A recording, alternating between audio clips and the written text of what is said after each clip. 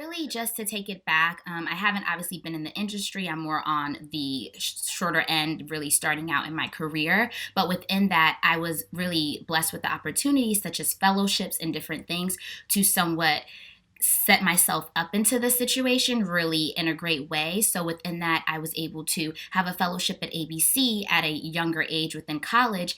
And within that time, because it was a diversity fellowship, that's really a huge major impact for me because I realized I was the only one that looked like me. So going in and just being amongst the interns, I'm the only person of color, and it's a bit intimidating. And then it's also, I'm getting all this praise from all of the staff members and everyone there because they get excited about having this diversity fellow. But then it's also that I get ostracized almost by the other interns because I'm there based off of, oh, you pretty much the idea of that affirmative action in essence.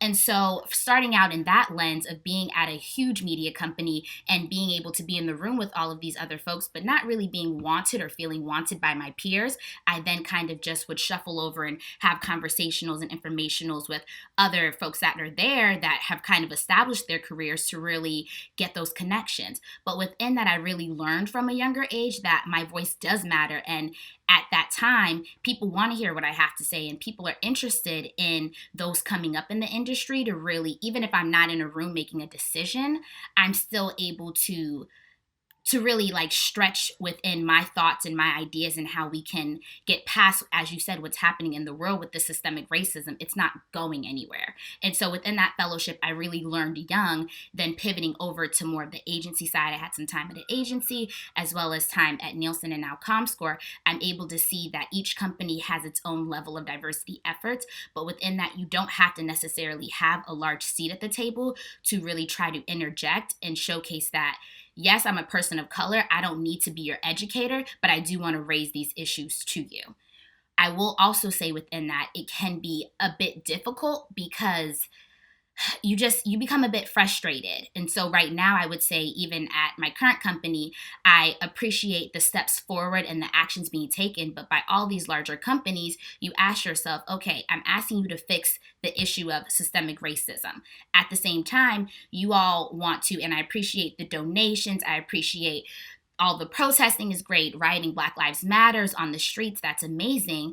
But I asked you to fix the engine. I didn't ask you to put band-aids or fix the rims or fix the tint. I want you to fix the engine. And I think that we all have to make sure we're remembering within that space what it is that we need to do and what are the problems that we need to fix. What does practical diversity and inclusion mean to you? A lot of what diversity has become in my reporting has been gender diversity, which is terribly important. But what about broader diversity around race and inclusion? And what do you think successful diversity and inclusion can actually bring about?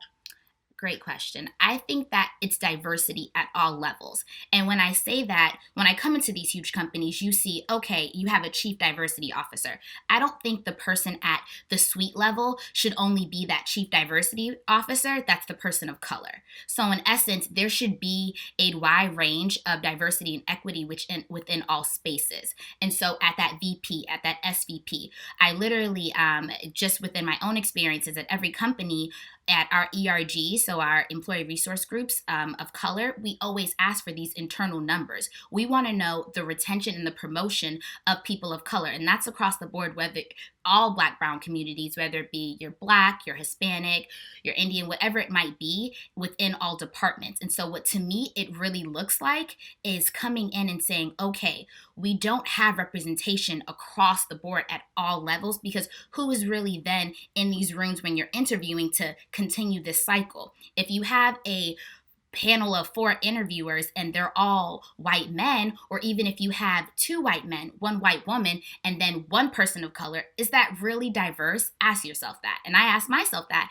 And in certain cases, depending on, I know every different area of focus, engineering is going to be different than comms or marketing, and it's going to be different than product. But I think that you really have to say to yourself, if I'm only looking at people that look like me, there's no diversity in thought.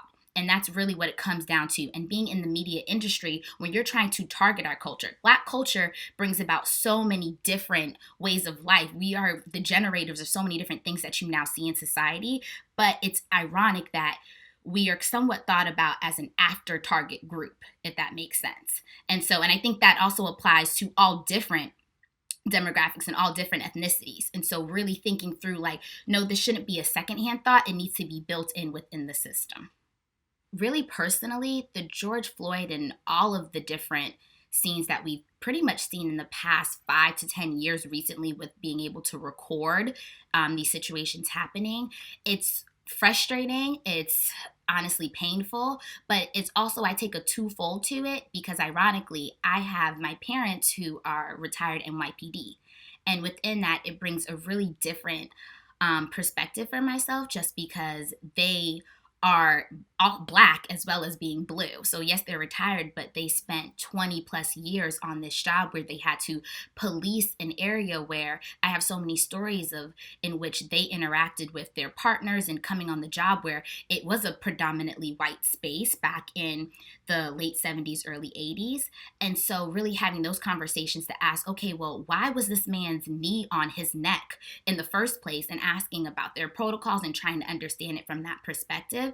But then going back to ask myself, like, regardless of any kind of rationale or anything you may have thought might be acceptable, I think to myself, if George Floyd was a animal like a dog or a cat, there would have been, to me, more outrage across the board from all populations versus it feeling like it needs to start from the Black community and then be pushed out. I will say with this current movement, it's a very positive and uplifting space to be in just because it's almost feeling like a revival of the civil rights movement where, okay, we've had these conversations now for decades, centuries, and it's really to the point where I think a lot of what I see, because I told the line of being a millennial and a Gen Zer, and the Gen Z, that particular group is coming out and saying, like, we will not continue to have this be something that is acceptable and be something that we continue to pass on generation to generation. And so with George Floyd, and I get frustrated because I don't want it to always feel like, oh, this video or, oh, this happening has to push us into action.